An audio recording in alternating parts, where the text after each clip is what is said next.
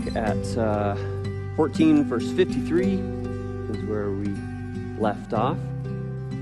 So you'll kind of observe once again we're in the literary device that Mark uses, this kind of sandwich effect. So he begins by setting the stage with Peter following Jesus, who's been led away.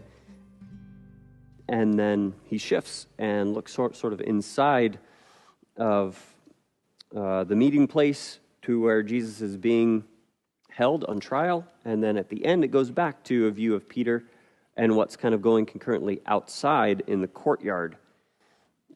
So that sort of literary device that Mark uses to begin with one idea, tell a middle story, and then end with the idea again. So let's read through, beginning in 1453. And they led Jesus away to the high priest, and with him were assembled all the chief priests, the elders, and the scribes. But Peter followed him at a distance, right into the courtyard of the high priest, and he sat with the servants and warmed himself at the fire. Now the chief priests and all the council sought testimony against Jesus to put him to death, but found none. For many bore false witness against him, but their testimonies did not agree. And some rose up and bore false witness against him, saying, "We heard him say, 'I will destroy the temple made with hands, and within 3 days I will build another made without hands.' But not even then did their testimony agree. And the high priest stood up in the midst and asked Jesus, saying, 'Do you answer nothing? What is it these men testify against you?' But he kept silent and answered nothing. Again, the high priest asked him, saying to him, 'Are you the Christ, the Son of the Blessed?' And Jesus said, 'I am. And you will see the Son of Man sitting at the right hand of the power and coming with the clouds of heaven.' Then the high priest tore his clothes and said, 'What further need do we have of witnesses? You have heard the blasphemy. What do you think?' And they all condemned him to be deserving of death. Then some began to spit on him and to blindfold him and to beat him and to say to him, 'Prophesy.' And the officers struck him with the palms of their hands. Now as Peter was below in the courtyard, one of the servant girls of the high priest came, and when she saw Peter warming himself, she looked at him and said, 'You also were with Jesus of Nazareth.' But he denied it, saying, 'I neither know nor understand what you are saying.' And he went out on the porch, and a rooster crowed. And the servant girl saw him again and began to say to those who stood by, 'This is one of them.' But he denied it again. And a little later, those who stood by said to Peter again, 'Surely you are one of them, for you are a Galilean, and your speech shows it.' Then he began to curse and swear, 'I do not know this man of whom you speak.' Second time the rooster crowed. Then Peter called to mind the word that Jesus had said to him, 'Before the rooster crows twice, you will deny me 3 times. And when he thought about it, he wept."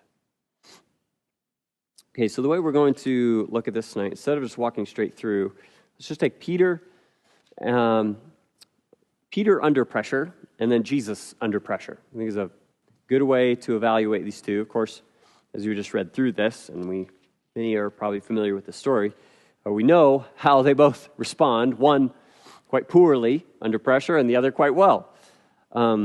But Peter under pressure, so he, as Jesus has just described him in the garden, when Jesus prophesied that they're going to stumble, and Peter says, "Hey, if everybody else is going to stumble, I won't. I'll stay with you, even to death." And everyone else says, yeah, we agree. We'll go with you to death. And then Jesus calls Peter, James, John to go further to pray with him. He says, "Well, would you just stay up and pray with me for an hour? My heart is very heavy." And of course, they fall asleep. And a few times this happens. And Jesus addresses Peter afterwards, and he says, "The spirit indeed is willing, but the flesh is weak." I think we see that same sort of thing just happening again here. The spirit is willing. Look at Peter. Everyone's scattered, and he's probably like, "I gotta go. Oh, but I gotta stay." And he knows that he wants to be with Christ. He knows he wants to be faithful. He doesn't want to betray Jesus. He remembers, I'm sure, the conversation that's just happened before. I don't want to be scattered. I told him I'd go with him to death, so I need to stay as close by as I can, albeit stay sort of at a safe distance. And that, I think, idea of safety becomes a bit of an idol here to Peter. But so he follows, right? Peter follows at a distance, right into the courtyard of the high priest. It may even have been John that helped him to get into the courtyard. And so he just sits there with the servants and is warming himself at the fire. And it just pauses there on the Peter picture until down in verse 66. So what's happening? Well, Peter's just sort of staying a safe distance, but an attempted allegiant distance, right? He's seeking to do well. His spirit is willing. So, is his flesh weak or isn't it? Well, all it takes, unfortunately, is a little girl asking him if he's associated with Jesus. That's all it really took to reveal the weakness of his flesh. And that's kind of unfortunate in our experience too, I think. Isn't it? Like sometimes when you're most determined and you're most ready to go into battle for the name of Christ and for the sake of the gospel, and then the smallest little thing will just sort of expose the weakness of your heart. And that's exactly what happens here. And that's a frustrating reality. If you've been there, it's quite disappointing in our lack of strength, our lack of dependence upon his strength in our walk of faith. But there's a servant girl, one of the most high priest's servants, and when she sees him, it's quite simple. She's just like, "Man, you were associated with him, yeah? The guy that's upstairs is one of your friends. You were with Jesus of Nazareth." And he just says, "I have no idea what you're talking about." It's like, "You're speaking nonsense." And so quite quickly begins this maybe sort of spiraling effect that happens throughout the evening. And we've probably experienced this too, that sometimes when we begin in that deception or we begin in that lie, in this case a denial, but maybe when we begin in a lie, it's easy for it to sort of become more complex quite quickly because we kind of have to stick to our story. And everything starts getting more and more dramatic around us. And so that's what happens. It's just 3 quick phases here. But the little girl's recognition leads right to Peter saying, "I have no idea what you're talking about." Okay? Immediately after that, verse 69, she sort of looks again. It's the same servant girl. She's probably just going about her tasks, doing her things, cleaning up or whatever it might be. And she's like, takes another look. She's like, "No." She's persistent, right? "No, I know that you are." And she gets some other people involved. She's like, "Right, guys, this is one of the dudes that was with him. You know, it's not just Jesus that was well known. The people who were close to Jesus, and Peter was always by his side. You know, Peter, James, and John would have been, their faces would have been recognizable as well." And as we'll see in a moment, he's from another region than in Jerusalem too, so he's sort of recognizable by that too.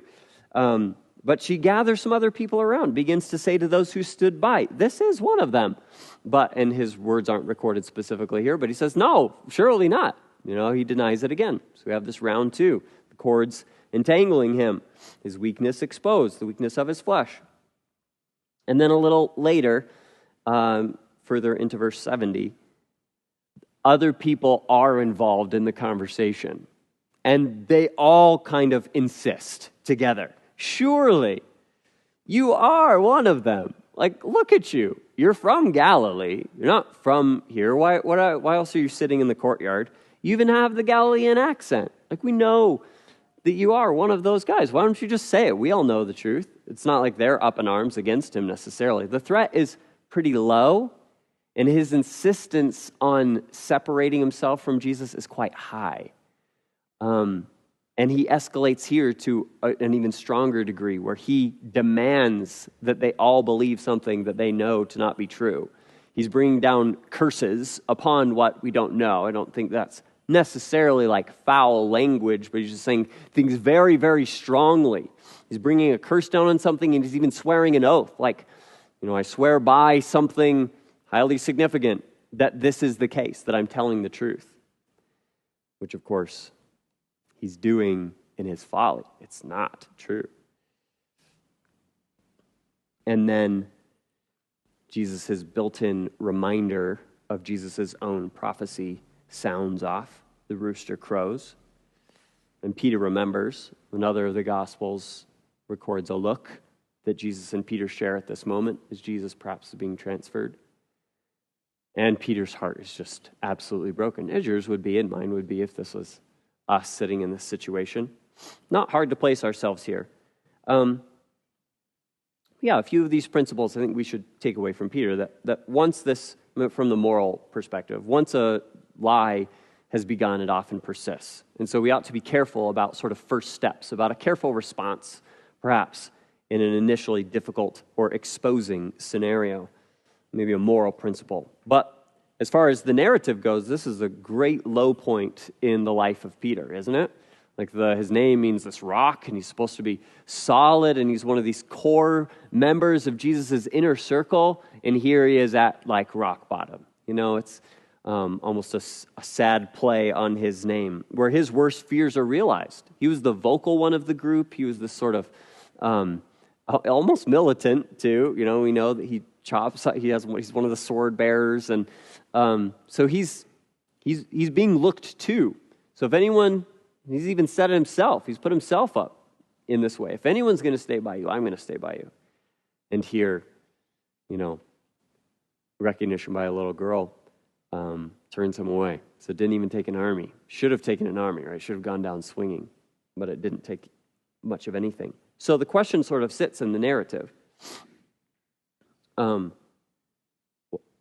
before we mention that, if you can imagine this is your first time reading this, it's a good exercise for us to do in familiar passages. So wouldn't this moment be sort of like amazing? Because Jesus, we would be thinking like, oh, no way, like Jesus just said that was going to happen. And so the fulfillment of Jesus' words, his own prophecies, just a few hours before, I think, inspire confidence in what Jesus has said, and that the narrative is cohesive. So, like Jesus has mentioned the rooster crowing twice on this very night, and then that exact thing takes place. That's incredible that Jesus has the ability, of course, to do that, a testament to his divinity and to his messianic authority. So the question sort of sits with us, is Peter now a denier? Because that's certainly what it looks like, right? If you, again, place yourself just at this spot in the story. Say you don't maybe know what the rest of this gospel has to say. You don't know what Acts has to say. You don't know what the epistles have to say. You just know here, like, Peter kind of looks like Judas. I mean, not to the same degree, but he's done a similar thing. He's denied, and so have all of them, really. They've denied association with the one who loved them. So is he ultimately a denier? Is he a betrayer? Is he a forsaker? We look back at chapter 8, verses 34 through 38. Jesus has taught specifically about this. He says, whoever desires to come after me, let him do what? Deny himself, take up his cross, which was that willingness to face death in association with Jesus, and follow me. Well, what has Peter not done? He has not done any of these three things in this moment, right? He has placed himself above denial of oneself. He has refused the cross or anything anywhere close to it, and he's not following Christ. He's running from him. And then Jesus goes on to say, down in 38 of chapter 8, for whoever is ashamed of me and my words, which is exactly what Peter is here, in this adulterous and sinful generation, of him the Son of Man also will be ashamed when he comes in the glory of his Father with the holy angels. So in this moment in the text, like the sun is sort of set on Peter. It looks pretty bad. And maybe because we know where he goes, this is a helpful moment for us. Because there are oftentimes maybe in our doubt or in difficult situations when we lack faith, when we lack belief, we lack confidence, we look into our own hearts, we say like, what am I? I'm more like Judas than I am like any of these other guys who follow him. It feels like it's just sort of betrayal, or maybe my coworker put me in this awkward situation, and I didn't know what to say, and I just can't represent him, and I never know the answers, and I have a hard time reading. It's just like, I don't even know, am I even in? Maybe things aren't warm in the assembly, and it's just difficult. And you sort of wonder, like, am I even counted among God's people? And will he be ashamed of me? Because it often feels like I'm kind of ashamed of him. Well, then this is hopeful, isn't it? First, because not all of Jesus' words that he prophesied that very night have taken place yet, have they? If you look back in the very text, this is probably maybe an often missed point. If you look back in the very text in 14 earlier, 27 through 30, when Jesus is predicting Peter's own denial that night. Okay, so the sheep have been scattered because the shepherd has been struck, and the rooster has crowed, and he's denied him 3 times, and all this stuff. What hasn't taken place yet that you see in those verses? Say that again, John. Okay, verse 28. Jesus says, "But after I have been raised, then what? I will go before you into Galilee." That hasn't taken place yet, has it? Jesus will go before Peter into Galilee. That's comforting. Look at Peter's failure, but Jesus' promise to him stands. Jesus is going to go before Peter into Galilee. And he will, as he's said before, when Peter testifies that Jesus is the Christ, and Jesus says, yes, and on this testimony I will build my church, and the gates of hell will not prevail against it. Jesus has made other promises to Peter that will come to pass, as he has to us in our weakness of faith. And so, what a moment of hope. There is great hope. Peter did not continue and persist in his denial, did he? No, he goes out and weeps and repents and is very warmly and kindly restored by Jesus not long in the future. And then in time, we have this magnificent sermon at Pentecost as the Spirit of God anoints Peter, and his authority, you might even say his flesh grows in strength. His spirit is willing, and his flesh becomes more willing to follow, and it's strengthened in faith and in hope and in assurance and in confidence, because by the end of the story, Peter's not running away when any little girl asks, "Are you associated with Jesus?" Is he? No, he's not.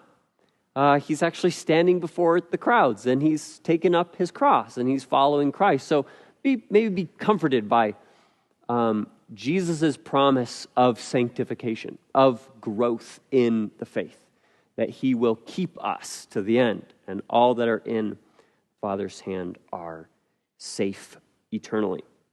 So Peter under pressure, sort of a failed moment here for sure, but even in the narrative, we have these shots of hope into what will be. Okay, so now Jesus under pressure, and I want to work through the narrative, but then spend whatever time we have, maybe 15 minutes or so at the end, trying to really dial down on the Son of Man title. It's personally one of my favorite titles of Christ, probably my favorite. I love the way that he uses it, and so we'll just explore that a little bit. So Jesus under pressure. So he's before the Sanhedrin. Everyone's gathered. These 70, probably this fall, I'm assuming, that evening group of 70 chief priests and elders and scribes, plus one, the high priest. And so there's a lot of questions about the legality of what's going on here, whether they are currently breaking current standards that they have, or whether standards sort of came into place following this awful procedure. But they're, at least later and probably presently, they're breaking all sorts of rules as far as when they're having the proceeding, how the proceedings are going. It's like a way worse, obviously, version, but if we were to have a members meeting and we just completely ignored the Constitution, we absolutely ignored Robert's Rules of Order, we just didn't do anything that we were supposed to do because we were trying to get something done. Probably seen that at different points various ones of you, various places, where like, because we have an agenda, we maybe bend even our own rules to get to that agenda. And that's what they're trying to do. They're trying to get, the mission accomplished would be to accumulate enough evidence against Jesus to take it to the Roman authorities with the request of the Roman authorities issuing a death verdict, right? Because the Jews, I don't believe, have that authority at this time. And so they're trying to gather this evidence. So they bring false witnesses, and none of them seem to be able to agree, and then a few of them do agree, and the best sort of that they have is verse 57 and 58. Well, we heard him say, I'll destroy this temple made with hands, and within 3 days I'll build another made without hands. Like, this is kind of the accumulation of a lot of tension and lead up, isn't it? Look back over the gospel, see how many times they've tried to trap Jesus in his words for this very reason, so that they can bring solid evidence against him. They've never managed it. Every one of their sort of traps, he's foiled. And whether that's by silence or by a clever question or just a precise answer, whatever it might be, he's always managed it. And even here, their best evidence is a twisting of something that Jesus has said. It's not actually a quotation from him. Because Jesus did not say, I will destroy, that he was going to destroy the temple made with hands. But the closest reference to this is John chapter 2, verse 19, where Jesus says, he just says, destroy the temple, and I will raise another in 3 days. And it's clear, and the section even mentioned various points throughout, they're just talking about his body, that his body is going to be destroyed, and it will be raised up in 3 days. But so the best that they have is sort of a twisted version of something that he said at one point. So they're trying to throw all this stuff at him. Nothing's really sticking. This is a good picture of what it means to be blameless, is that all these accusations are just sort of obviously empty and falling short. And yet the high priest stands in verse 60 and is like, well, what do you say to that? What do you say to all this stuff? All these things all these people are saying? And Jesus, to fulfill prophecy, namely Isaiah 53, middle of the chapter, as a sheep before his shearers is dumb, so he opened not his mouth. Jesus opens not his mouth. And he doesn't respond.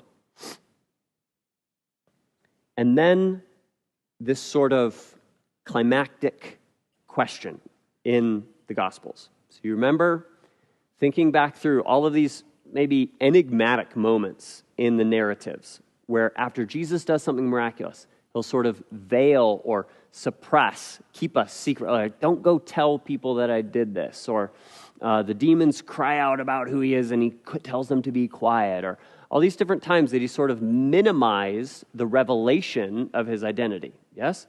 Remember these moments. That is all over here in this moment. So he's before all of the Sanhedrin. And the chief priest asks him explicitly. So it's sort of top tier authority to the man himself. Are you the Messiah? And then he furthers that by saying, the Son of the Blessed. So the blessed would be, it wasn't proper to sort of say the name of God explicitly. So this is like a reference to God's name. They'd say the blessed. So are you the Son of the Blessed? Are you the Messiah? Now that's a little bit interesting for us because as we look back and we think like Son of God, he's asking an explicit deity question is what it sounds like. But thinking from his context forward, he's asking if Jesus is the son of David, if he's asking if he's the Messianic king. And David and God, like God kind of has this relationship to the Messianic seed or to the Davidic seed as father to son. So it's like a reference like 2 Samuel 7:4, where God is saying, I will be his father and he will be my son. That kind of an idea. So this, like a father-son relationship between God and the Davidic seed is kind of his question. So he's being redundant. He's sussing out, are you the one promised, is his question. A bit ironic, though, that that's kind of how we look on it, too. And we're like, well, yeah, the Davidic seed is the Son of God. So that's what he's asking. So you can see sort of the tension mounting all through Mark, maybe, to this moment. And Jesus says, in 2 Greek words, ego eimi. I myself am. Yes. So, sort of curtains pulled back as far as who he's claiming to be. It all has reached a peak here. But then, he doesn't stop there. He sort of advances the idea.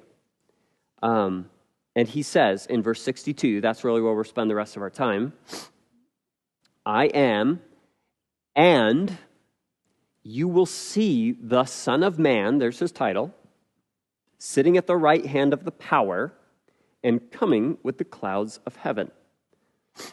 So, why is the title Son of Man significant?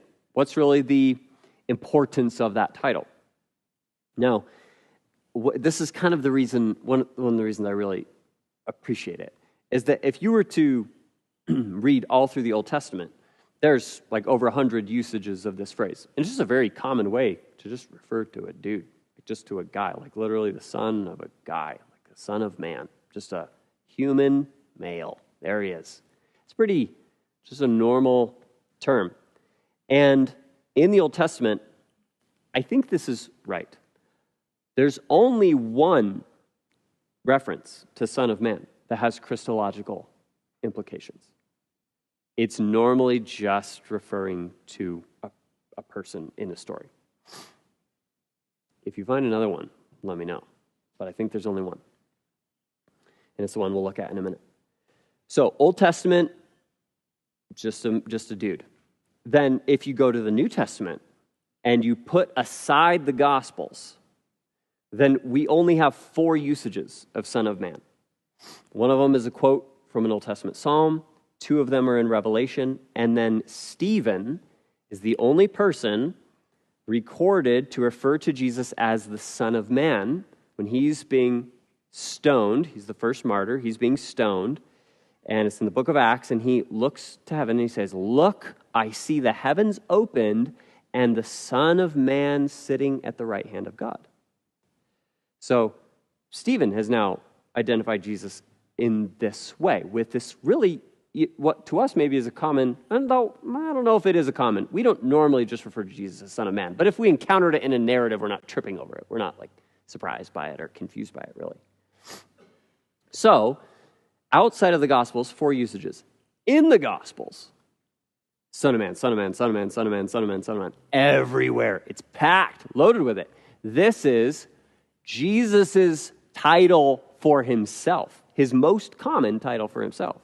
He references himself. I am the Son of Man, come from heaven. About 80 times recorded in the Gospels, Jesus calls himself the Son of Man. So I think that's why I love it, is that it's Jesus' choice title for him. So it's probably reading into it too much, and it's just maybe my imagination maybe run amok, but if Jesus is reading in the Old Testament as a child, certainly with the view through his humanity, and he's studying, he comes across this prophecy in Daniel, which is the single Christological reference, where it references the Son of Man. And that's a great name. That's what I want to call myself. Because you have to know the Scripture to know what he's saying. It would be easy for it to just sort of be, as he intended it to be, a mysterious sort of means nothing title until you see what he's saying. So let's grab a couple references to demonstrate one point. So I might just ask a couple people to look something up. Would somebody maybe raise their hand and read or find Numbers 23:19? Somebody find Numbers 23:19? Gary? Could somebody find Psalm 8:4? Josh? Somebody go Job 25:6? Job 25:6? Steve? And then one more, Isaiah 51:12. Bonnie. Isaiah 51:12. Okay. Numbers 23. Can we read that?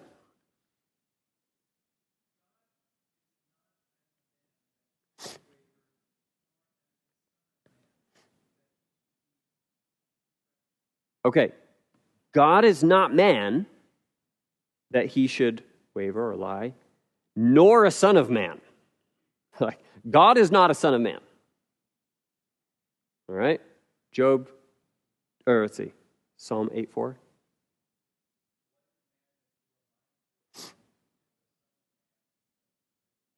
Okay, so what's man that God thinks about him, and the Son of Man that God would visit him? There's this vast chasm between God and the Son of Man, right? Psalm 146:3. Did we do that one? I didn't get that one. I have a lot more than I gave out. Isaiah 51:12.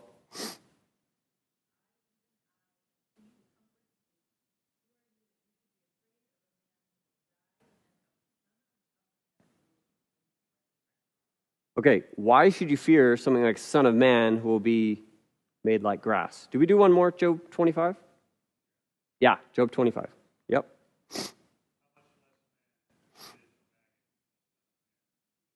Okay, so he's comparing God to man. He's like, well, man's like a worm. The Son of Man's like a maggot. You're not like that. So you see you see the point. It's pretty clear. It's redundant in the Old Testament. Men are weak. God is not weak. Men will die. God does not die. Men lack wisdom. Men are stupid. God does not lack wisdom. Men are not worthy of your worship. God is worthy of your worship. Don't rely on men. Trust in God. Like, you see this contrast. Son of Man is a lowly term. So one of the 2 points that's intended, that Son of Man is packed with, is first, Jesus is a man. He's one of us. He's a human being. He is lowly. Without a doubt, Jesus intended to communicate his humble humanity when he used the term Son of Man. He was placing himself low. That's the simplest and the most common meaning of the phrase. So what's the theological reason for Jesus doing that?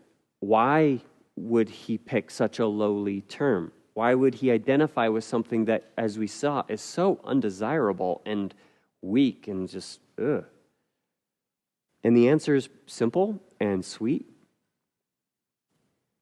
Because Jesus had to be a man to die in our place. So he was emphasizing his humanity, that he could be a substitute for human beings.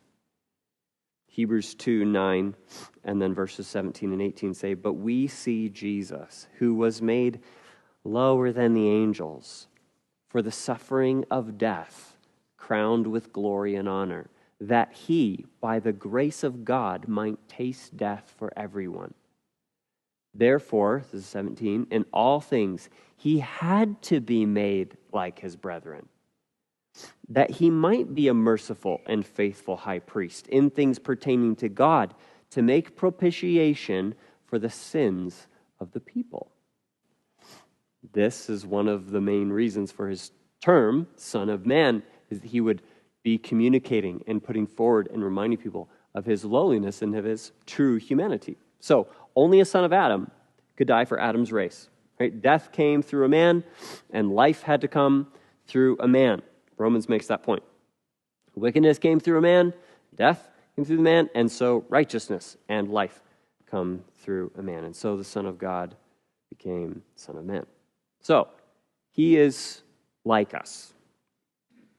But that's not the only thing it communicates, because of Daniel chapter 7.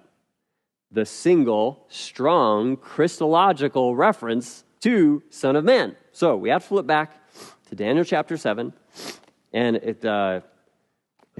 the more you explore around in Daniel, it gets a little crazy in the second half.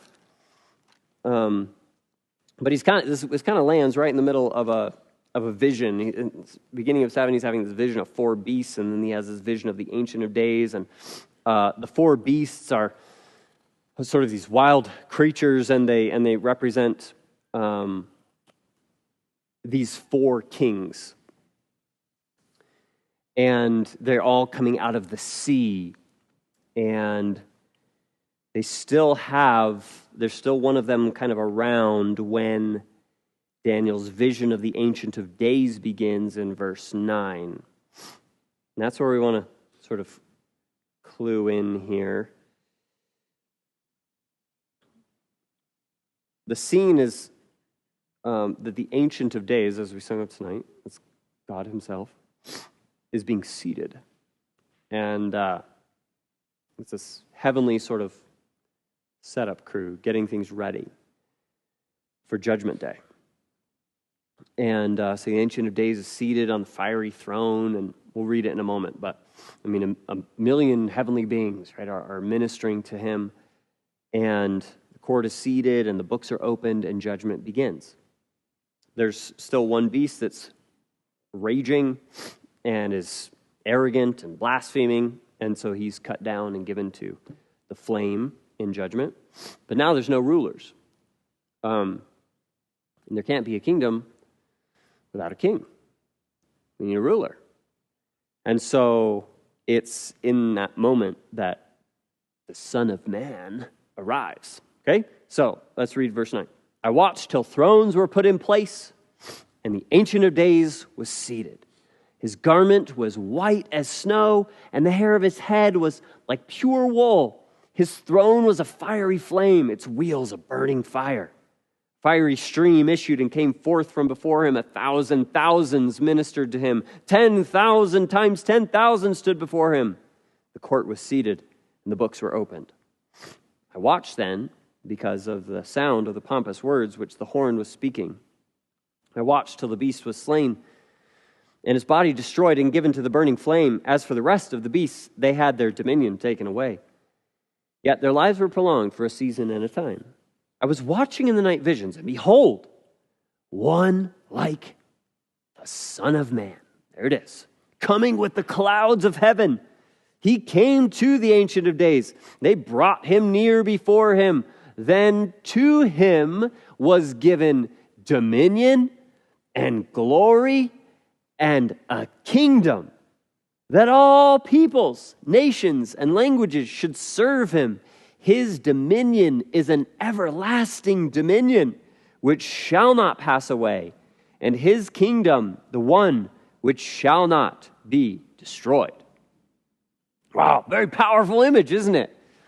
That this ruler, the Son of Man, comes to the Ancient of Days, and he's given 3 things, right? The dominion and the glory and the kingdom that will never end.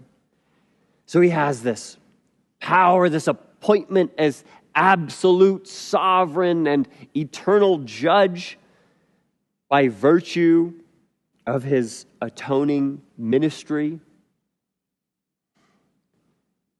The one who is obedient, the one who is righteous, the one who paid the price for men's sins, the one who died the substitutionary death, the one who is vindicated by his life that returned 3 days later. He is appointed as the judge of the entire human race, and he is appointed the king of the eternal kingdom. He's enthroned in glory, and his enemies are subdued, and so the kingdom begins. But this kingdom's not like other kingdoms in that they pass away. This one will never pass away. It is eternal. And so, when Jesus is talking to Caiaphas, and he says, I am the Christ, and I'll make it really clear. You know the one time in the Old Testament, because Caiaphas knew his scriptures, he didn't know them as maybe Proverbs called him to know them, but he knew them. He knew them intellectually. He knew exactly what Jesus was referencing when he talks about this clouds, this picture of the vision of Daniel. He says, I'll do you one better. I'm the guy from the Daniel vision. I'm the Son of Man. That's the eternal King, and that's me. So while you sit here in your human court and hold judgment against me, I want you to know that there will be a day when we will switch spots. And I will be your eternal judge. That's what Jesus is saying. I'm your maker. I'm your judge. I'm your king. Ooh. So what should Caiaphas have done? He should have done what Isaiah did. He should have done what Peter and James and John did when Jesus called them. He should have fallen on his knees before his king. He should have repented. He should have said, you're right. What are we doing here? Disband this council. This is our king. Let's follow him. But prophecies must be fulfilled, and the Son of Man must die for his people. And so he doesn't. Caiaphas rises in arrogance. Can you imagine this? He's being pious. And he's claiming Jesus as blasphemer. And so he laments, he tears his robe. And it's just all this show before all of these 70 supposed righteous men. Maybe a few among them were. Maybe there's a Nicodemus, and maybe there's a Joseph of Arimathea sitting there. But not very many of these men are righteous men. And he has this show. And he says, what more do we need? We've heard his blasphemy. And then they all start beating Jesus and leading him away and all of this. From a human perspective, absolute blasphemy themselves. And so as we walk away from tonight, we have this gaze at Peter. We saw we see ourselves there and the disappointment, and we're familiar with that, sort of traveled that path many times, but also the hope. The prophecies about Peter are not done, and neither are the prophecies of our faithlessness. He knows his own, even if they're faithless. And the comfort of sanctification, all these things.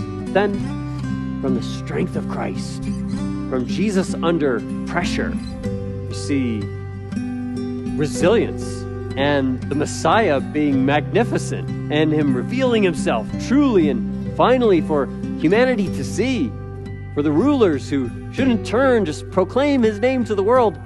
What happens? The turn, this dark turn.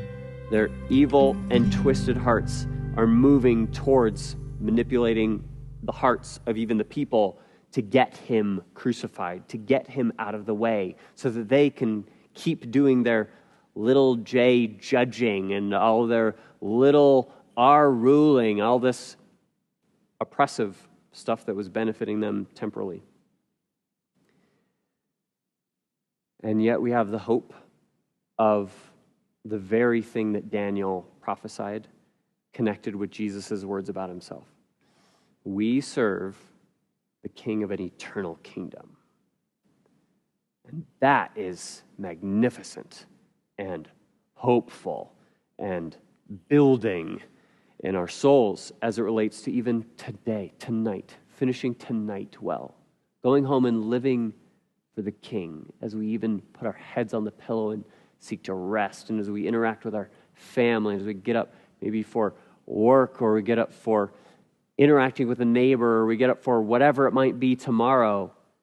What happened, what we talked about Sunday and what we're talking about tonight, we're serving the risen King of the eternal kingdom. That's awesome. And so go in his strength. Go in Ephesians 6, the armor that he's provided for a difficult, taking up our cross sort of rest of our clinical lives.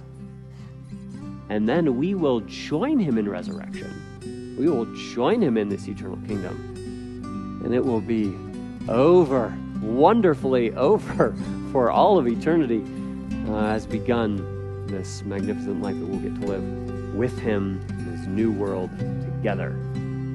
So stay faithful in his strength and in his grace until that day. Let's pray, and then we'll sing doxology.